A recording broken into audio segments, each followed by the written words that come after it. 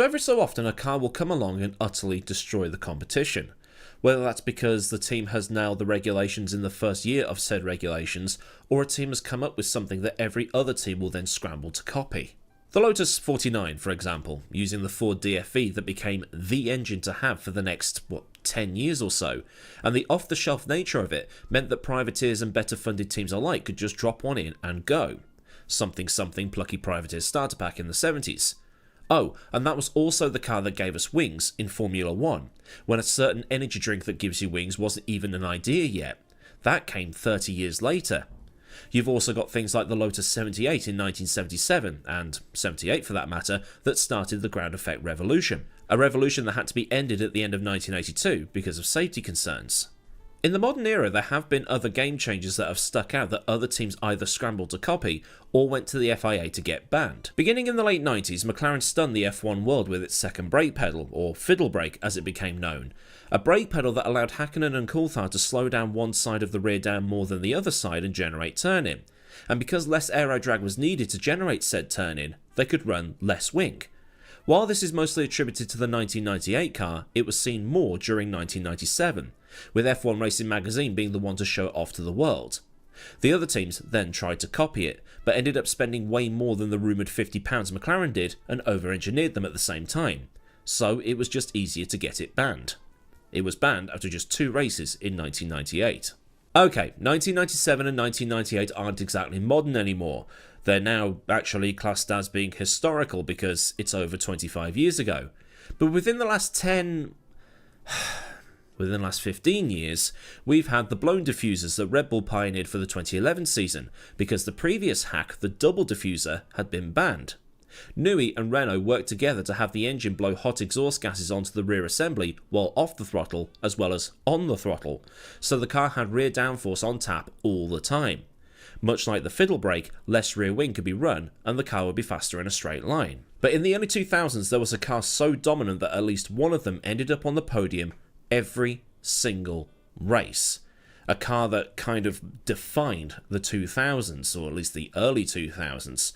Ferrari was so dominant that they basically just, had one of the most one-sided seasons in Formula 1 history.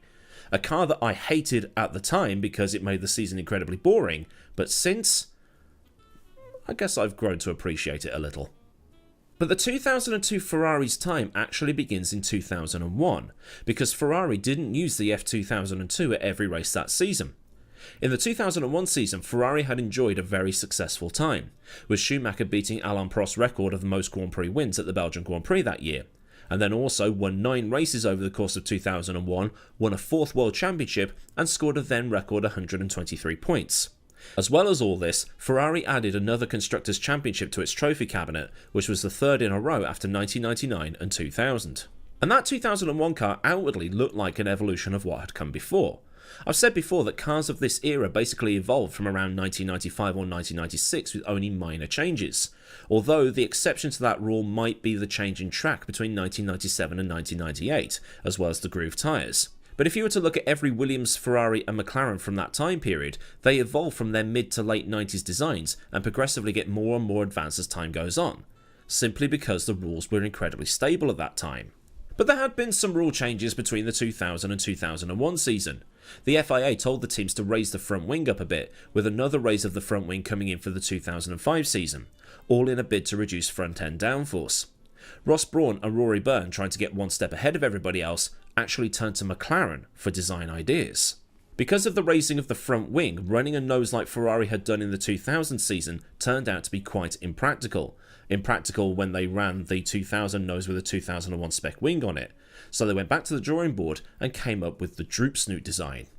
Most teams were running noses that curved off towards the end, Jordan being a notable exception as they ran a very flat nose in 2001, but Ferrari not only had that rounded off end, but it drooped down, much like the noses that were in use in the 1994 and 1995 seasons, and then became obsolete by the midpoint of 1996 as the high nose was the way forward. In designing the nose in this way, Ferrari was able to claw back most of the downforce the FIA had taken away. And while the car had been 3 seconds slower in initial tests, they hoped they'd only be half a second slower by the time the season started. With the legalisation of traction control and launch control coming in for the Spanish Grand Prix of 2001, Ferrari developed their suspension around these new toys that would be coming in, something that not all the other teams have managed to do. And it did incredibly well. As mentioned, Schumacher won 9 races and only finished off the podium once all year, with 2 retirements coming over the course of that season. Barrichello in the sister car could have won a couple of races himself, but issues here and there scuppered those opportunities. These great results coming when, in the final round of the season, Ferrari and Schumacher won the Japanese Grand Prix while testing 2002 parts. If Ferrari had been doing well in 2001, 2002 was going to be a very different story. One of the most dominant seasons on record was about to happen. But the F2002 wasn't used in the first 2 or 3 rounds of that 2002 season. For Australia and Malaysia, Schumacher and Barrichello had the F2001B, as the 2002 car wasn't quite ready yet, as Ferrari feared the reliability wasn't as good as it could be. Schumacher did still take a victory in Australia and then finished 3rd at Sepang, while Barrichello failed to finish in the first 2 Grand Prix. At Brazil, Schumacher was given the new F2002, but Barrichello still had the older car. And while outwardly the cars looked similar, a lot of it was still brand new. Ferrari put some extra weight on the car and then lowered the centre of gravity as much as they possibly could, so the engineers could balance the car with ballast how they saw fit. This did up the overall weight of the car, but then Ferrari found the bits and pieces they didn't really need to have weight and managed to strip the excess weight out. So the car weighed 600 kilos in both 2001 and 2002. One of the places they stripped the weight out was within the gearbox casing. Ferrari had been using this policy of, if it works, use it for a very long time, but by this point they knew they had to evolve with everybody else. With McLaren's beryllium pistons being banned and other car companies now involved in the sport, the race was on to build the lightest and strongest stuff they could, and if it involved using the latest super metals or super alloys, then so be it. Ferrari encased the gearbox in titanium that just on its own lowered the car's weight by 15%. And because the gearbox was now smaller, the entire rear end could be smaller, and the aero efficiency went through the roof as a result. But because Ferrari now had to redesign the rear end around this smaller gearbox, it attributed to the car being late because they had to completely redesign the rear end of that car to get it all to work properly. Ferrari's trademark periscope exhausts were also changed. They found during the 2001 season that the hot exhaust gases were cooking the rear end of the car and causing cracks or even melting the bodywork. And in turn, Ferrari used these periscopic exhausts to work as aero devices to blow across the rear of the car, much like Nui had done with the ones on the RB7.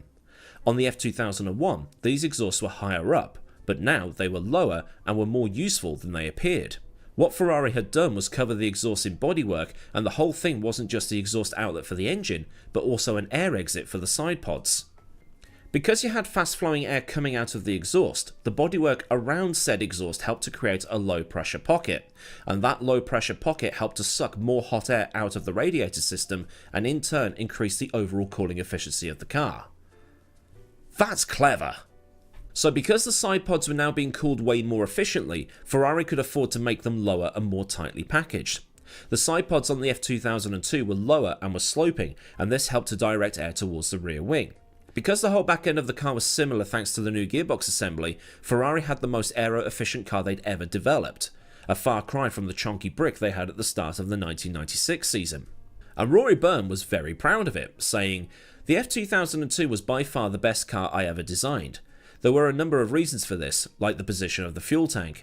We made it so as the fuel level came down during the stint, the car's centre of gravity moved forward, counteracting the natural oversteering tendency as the tyres wore out. It also enabled us to optimise a number of other parameters in the car, and it made it extremely competitive." Extremely competitive would be quite the understatement, because when it hit the track at Fiorano for its first ever test, it smashed the lap record without even trying. It was also powered by the new Ferrari Tipo 051 V10, that sounded a bit like this.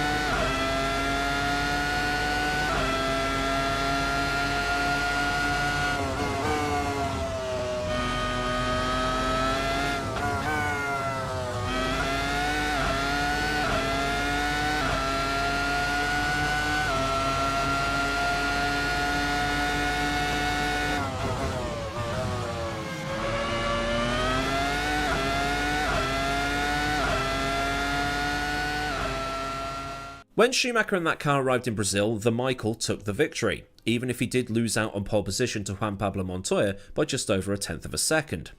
The gap to his brother in second was incredibly small compared to how we usually expect from this car and time period, because the Williams caught up in the final part of the race. But that was because Schumacher had simply backed off. Behind the Schumacher brothers, it was a war between McLaren and Renault, as Coulthard and new teammate Kimi Raikkonen were caught up fighting Button and Trulli. Montoya meanwhile had hit the Michael on the first lap and tumbled down the field. But everybody had quickly figured out that this car was going to be an absolute monster. Given Schumacher's pace in the race, a lot of people thought that he was going to be doing a two-stop strategy, so it became a little bit confusing when Schumacher just kept on going and kept on going and kept on going, and it's like, well, he should be on a two-stop, but he still hasn't pitted yet. Like, how big is that fuel tank? But it turns out that Schumacher was on just a one-stop strategy, and he and the car were just that bloody quick. What came next was a season of domination not seen since the late 1980s. Sure, Williams had dominated 1992 with that active FW14B, but there had been times where the Williams had broken down, particularly at Canada where both cars didn't make the end, as well as Italy, Japan and Australia. Then there was the FW18 that was the class of the field in 1996 and also scored a very easy victory in the Constructors for Frank. But the F2002 went on to win 14 races over the course of the season. The FW14B? Well, that won 10. 14 of 17 versus 10 of 16. At the San Marino Grand Prix, the first race where the Michael and RB both had the same car, they locked out the front row of the grid by over 3/10 to the Williams of Le Ralph in behind, and Schumacher went on to win the race by a comfortable 17 seconds, with Rubens just in front of the chasing Williams. At Spain, Schumacher dunked nearly a second on the second place starter Ralph. Barrichello had initially qualified second but didn't start due to a gearbox fault. The Michael would then win that race by 35 seconds from Montoya. The Canadian Grand Prix was a little bit of an outlier. The Williams had been faster across the weekend with Montoya taking pole, but Ferrari had managed to out-strategy Williams, and Montoya retired with a problematic BMW engine that allowed Schumacher to coast to another victory. Barrichello had been on course to win the Austrian Grand Prix on merit, being faster than Michael all weekend, but was told to move over in one of the most baffling moments in F1 history. But Barrichello would then get a win at the Nürburgring later on. Such was the dominance of Ferrari and Schumacher that year, the title was sewn up for the Michael at the French Grand Prix, which at the time was the earliest that the title had been won. In doing so, Schumacher joined a very elite club, joining Fangio on 5 world titles. Barrichello didn't seem to have the luck or performance of his teammate. At Brazil, he retired while leading, although he was on a 3-stop strategy, so he might not have won the race anyway, and didn't finish any of the opening 3 rounds of the season. The most notable of these retirements being at Melbourne, when he was vaulted by Ralph's Williams at turn 1. He did, however, contribute to several 1-2 finishes, the first being at Imola and then the controversial Austrian Grand Prix, the Nürburgring, which he won, Silverstone, Hungary, which he also won, Spa, Monza, Italy and Japan. Indy was another controversial race because it saw another Ferrari engineered finish. Some say that it was Michael giving the win back for the A1 ring, but it's also labelled as being a publicity stunt for Vodafone, which owned the US carrier Verizon at the time. Either way, those 2 races were the reason team orders were banned until the 2010 season, when they got lifted after Ferrari did the Fernando is faster than you thing. Ferrari took 9 1-2s in that season with the F2002. The MP44 still has more with 10. But the one thing that the F2002 has that the MP44 doesn't, or even the Red Bull RB19 for that matter, is that one of the drivers ended up on the podium at every single race that car competed in. Schumacher was first, second or third at every single race in 2002, and that's including the 2 races he did with the F2001B in the first 2 rounds of 2002. The F2002, much like the MP44, won all but 1 race that it participated in. Sort of, because Ferrari used it at the start of 2003, with the only race in 2002 not won by the F2002 being the Monaco Grand Prix, which was won by David Coulthard for the 2nd time. And yes, Ralph had won at Malaysia, but they weren't using the F2002 at that point, it was still the F2001B. Schumacher got the F2002 at the following round in Brazil. The car and Schumacher driving it was so good that year that the Michael ended the season with getting on for double the point score of his teammate, and in turn, Barrichello was 27 points away from Montoya. Eliminate the Ferraris from the championship, and the championship does look pretty close between Montoya, Ralph and David. And it would be interesting to see who would have won the championship if you deleted the Ferrari results and bumped everybody else up one spot. But I don't have the time to put all that on a spreadsheet.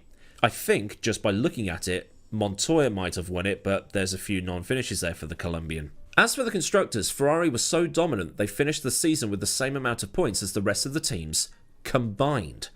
Ferrari ended the 2002 season with 221 points.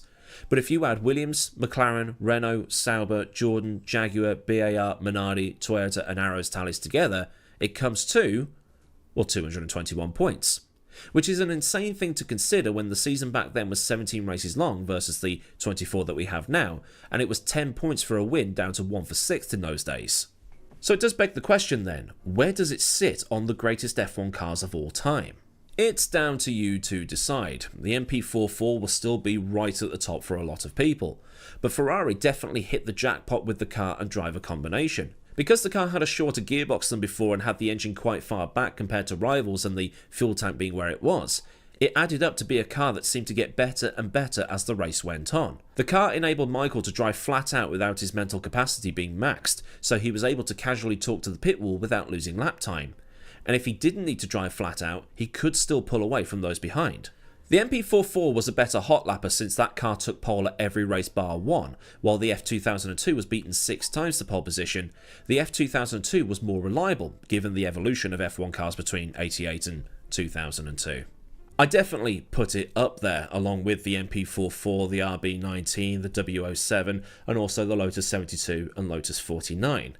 But the other question I need to ask is it better than the F2004? Because everybody sees that as being the peak for the Michael and for Ferrari. And this is my hot take to also leave you with. Michael and Ferrari in this period were the exception, not the rule. And that's something that a couple of my friends who are Ferrari fans agree with, but I'd like to know what you think. Now, as a Williams supporter, even though I am wearing an Oscar Piastri hoodie, that car was the bane of my existence when I was, 11 or 12. But if you're a Ferrari fan, or one of the Tifosi, it's a car that you would hope every Ferrari is like. So then, a look at the all-conquering Ferrari F2002, a car that made non-Tifosi's lives a misery in the 2002 Formula 1 season. If this has been a fun look through the history books, then do give the video a like so I know a good job was done, and for more stuff like this, get subscribed and also get the bell on so you never miss out on any future videos, which can be historical stuff or current affairs stuff. Massive thanks as ever go out to the mad lads over at Patreon for the continued support, and if you want to help support me at a more personal level to top up the picture purchasing piggy bank or otherwise keep the lights on, then there will be a link to Patreon in the description, along with links to Discord, socials, affiliates and other bits and pieces you might want or need to know. Well, there's super thanks if you just want to top up my coffee cup, and memberships, that's basically Patreon without having to go to Patreon. And you get to spam Randy Feltface and Roberto Moreno. And you get to spam Randy Feltface and Roberto Moreno emojis in comments, so there is that, if you want. So until next time, I've been Aidan Millward. Have a great day wherever you are, and goodbye.